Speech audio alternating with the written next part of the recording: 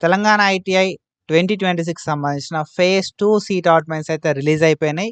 So, మనం ఈ video లోపల డీటెయిల్‌గా ఫేజ్ 2కి సంబంధించి అయితే మాట్లాడుకుందాం.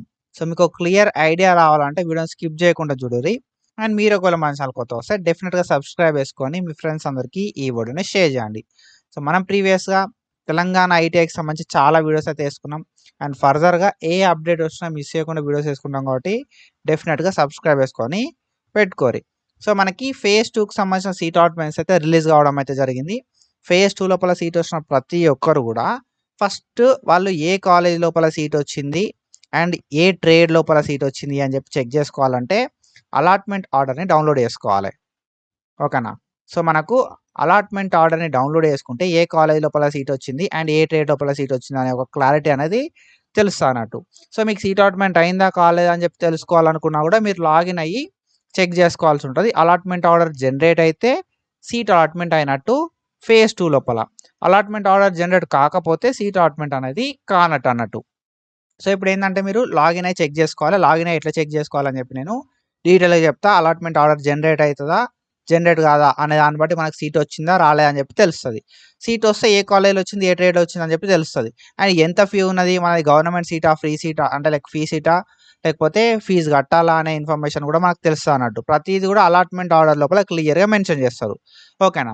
ఒకవేళ మీకు ఫేజ్ 2 లోపల సీట్ అలాట్మెంట్ అయితే మాత్రం నా సైడ్ నుండి నేనిచ్చే ఒక అడ్వైజ్ ఏందంటే ఎంత తొందర పాసిబుల్ అయితే అంత తొందర మీకు ఏదైతే కాలేజ్ లోపల సీట్ అలాట్మెంట్ అయితదో ఆ కాలేజ్‌కెళ్ళి ఫిజికల్ రిపోర్టింగ్ చేయండి. సో, మనకు ఫిజికల్ రిపోర్టింగ్ చేయడానికి 24థ్ ఆగస్ట్ 2026 దాకా టైం అయితే ఉందన్నట్టు.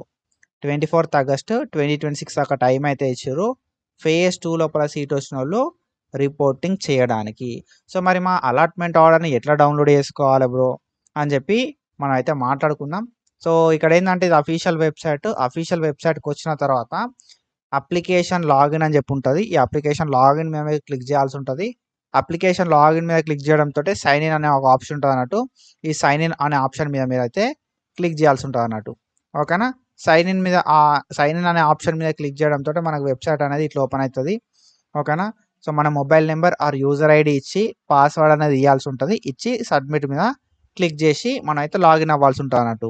సో, మీరు మొబైల్ నంబర్ ఇచ్చిన తర్వాత మీకు పాస్వర్డ్ తెలవకపోతే ఫర్గాట్ పాస్వర్డ్ మీద కొట్టి మొబైల్ నంబర్ అనేది ఇస్తే మీకు రీసెట్ చేసుకోవడానికి లింక్ వస్తది. కానీ కొంచెం టైం పడతది లింక్ రావడానికి.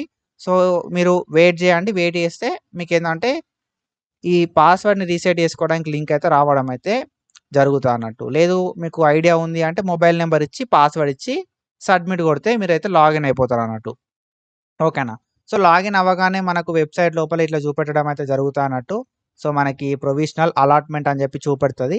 సో, ఇక్కడేందంటే మనం ప్రొవిజనల్ అలాట్మెంట్ మీద క్లిక్ చేయడంతోటే మనకు ఒకవేళ తెలంగాణ ఐటీఐ 2026 సంబంధించిన ఫేజ్ 2 లోపల సీట్ అలాట్మెంట్ అయితే మనకు అలాట్మెంట్ ఆర్డర్ చూపెట్టడం అయితే జరుగుతదన్నట్టు.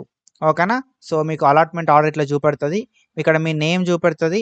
అండ్ ఇక్కడ మనకు ఫేజ్ 2 అని చెప్పి చూపెట్టి నేమ్ చూపెడుతది, ర్యాంక్ చూపెడుతది, జెండర్ చూపెడుతది, application ID, date of birth, father name, mother name, community, mobile number ఇవన్నీ ఏవైతే డీటెయిల్స్ ఉన్నాయో ఈ డీటెయిల్స్ అనేది అకార్డింగ్ టు అప్లికేషన్ ఫార్మ్ చూపెట్టడం అయితే జరుగుతదన్నట్టు. అండ్ ఇక్కడ మీరు మెయిన్‌గా చూసుకోవాల్సింది ఏందంటే లాస్ట్ డేట్ ఆఫ్ రిపోర్టింగ్ ఎప్పటి వరకు ఉన్నదని చెప్పి చూసుకోవాలి. మనకు లాస్ట్ డేట్ ఆఫ్ రిపోర్టింగ్ ఎప్పుడు 24థ్ ఆగస్ట్ 2026 అని చెప్పి మనకు క్లియర్‌గా మెన్షన్ చేసిర్రు. సో, ఈ స్పెసిఫిక్ టైమ్ లోపు మనం రిపోర్టింగ్‌ని కంప్లీట్ చేసుకోవాలి. అండ్ ట్యూషన్ ఫీ అనేది at the time of admission pay చేయాల్సి ఉంటదన్నట్టు. గవర్నమెంట్ అయినా, ప్రైవేట్ అయినా ఒకవేళ గవర్నమెంట్ ఫ్రీ సీట్ అంటే ఫీ పేమెంట్ అవసరం లేదు. ఎంతో కొంత మనకు అడ్మిషన్ కోసము అడుగుతారు వాళ్ళు. అంతకు మించి మనకు ఎక్కువ అడగరన్నాడు గవర్నమెంట్ లోపల.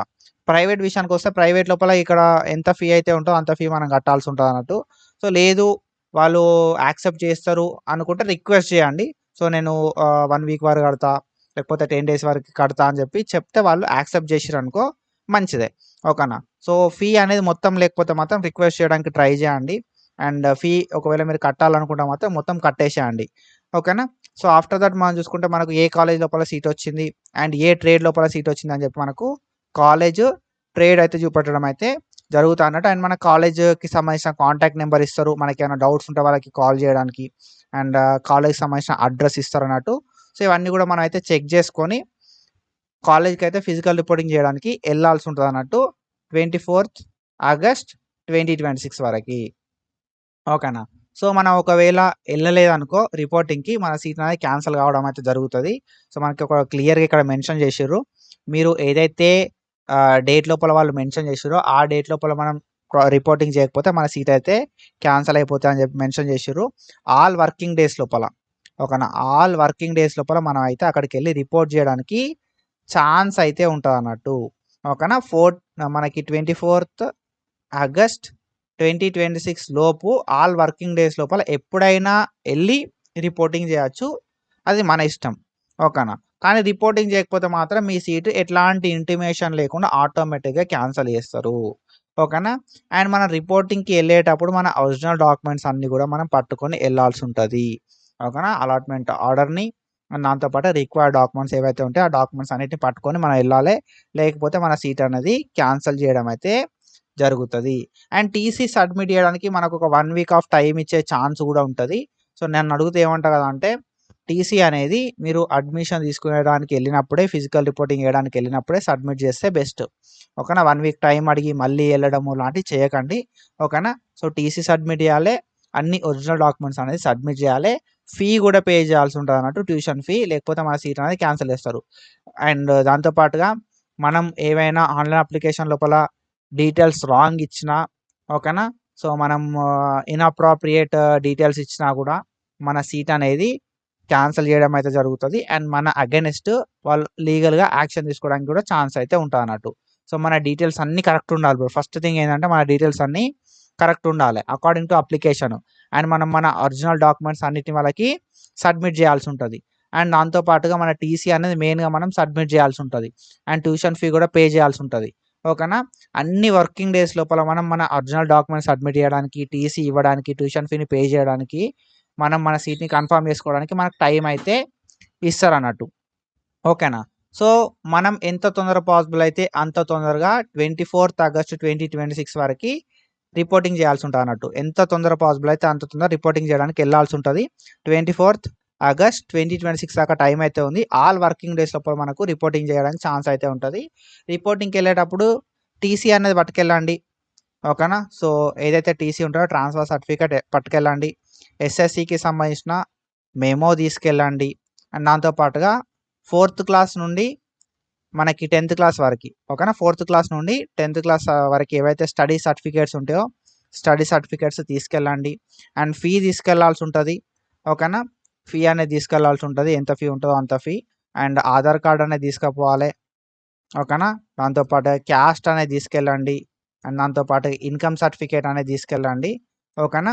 సో, ఫోటోస్ ఒక 4 పాస్ ఫోటోస్ అయితే తీసుకెళ్ళడానికి ట్రై చేయండి. ఓకేనా. ఇవి required documents. SSC memo, 4th-10th bonafides, fee, Aadhaar card, caste certificate, income certificate, 4 ఫోటోలు, అలాట్‌మెంట్ ఆర్డర్ ఉంటది కదా! అలాట్‌మెంట్ ఆర్డరు ఇవన్నీ కూడా తీసుకెళ్ళండి. ఇంకేమైనా వాళ్ళ డాక్యుమెంట్స్ కావాలి అంటే, సార్ కొంచెం టైం ఇవ్వండి. సబ్మిట్ చేస్తా అని చెప్పి ఏదైతే మనకు 24థ్ ఆగస్ట్ 2026 ఉందో ఈ టైం కంటే ముందు సబ్మిట్ చేయడానికి ట్రై చేయండి. సో, ఇది ఇన్ఫర్మేషన్. మీరు ఒకవేళ మన ఛానల్ కొత్తగా వస్తే పక్కాగా సబ్స్క్రైబ్ చేసుకొని మీ ఫ్రెండ్స్‌కి అయితే షేర్ చేయండి. ఫర్దర్‌గా ఏ అప్డేట్ ఉన్నా మనం అయితే మిస్ చేయకుండా మన ఛానల్ లోపల వీడియో అయితే చేసుకుందాం. ఓకేనా. సో, ప్రైవేట్ కాలేజోళ్ళు పక్కా ఫీ పే చేయాలి అంటే మాత్రం పే చేయాల్సిందే తప్పదు. ఒకవేళ మీరు ఫీ పేమెంట్ అనేది వాళ్ళు యాక్సెప్ట్ చేశారనుకో సపోజ్ ఫీ పేమెంట్ అనేది ఒకవేళ వాళ్ళు యాక్సెప్ట్ చేస్తే మాత్రం ఏం కాదు. ఒకవేళ వాళ్ళు యాక్సెప్ట్ చేయకపోతే మాత్రం డెఫినిట్‌గా పే చేయాలి తప్పదు మనకి. ఓకేనా. వాళ్ళు ఒక 1 వీక్ టైమ్ ఇచ్చారనుకో సపోజ్ మంచిదే. ఓకేనా. సో, అడగండి. ఒకవేళ లేవు, జెన్యూన్‌గా లేవు అనుకున్న సిట్యుయేషన్ లోపల సార్ నిజంగా లేవు. నేను ఒక లెటర్ రాసి ఇస్తా అని చెప్పి వాళ్ళకి లెటర్ రాసి ఇచ్చి లేకపోతే వేరే అదర్ వేస్ ఏమన్నా ఉన్నా కూడా అట్లా కూడా ట్రై చేయండి. హాఫ్ కట్టి తర్వాత 1 వీక్ 10 డేస్ వరకు హాఫ్ కడతా అని చెప్పి ట్రై చేయండి. ఇఫ్ పాసిబుల్, ఇఫ్ వర్క్స్ మంచిదే. ఓకేనా. సో, ఇది ఇన్ఫర్మేషను. క్లియర్‌గా అర్థమైందని చెప్పి అనుకుంటున్నా. ఫర్దర్‌గా ఏమైనా అప్డేట్స్ వస్తే మన ఛానెల్‌లో వీడియోస్ చేసుకుందాం. కాబట్టి so, do follow us for more content. Thank you so much. Signing off.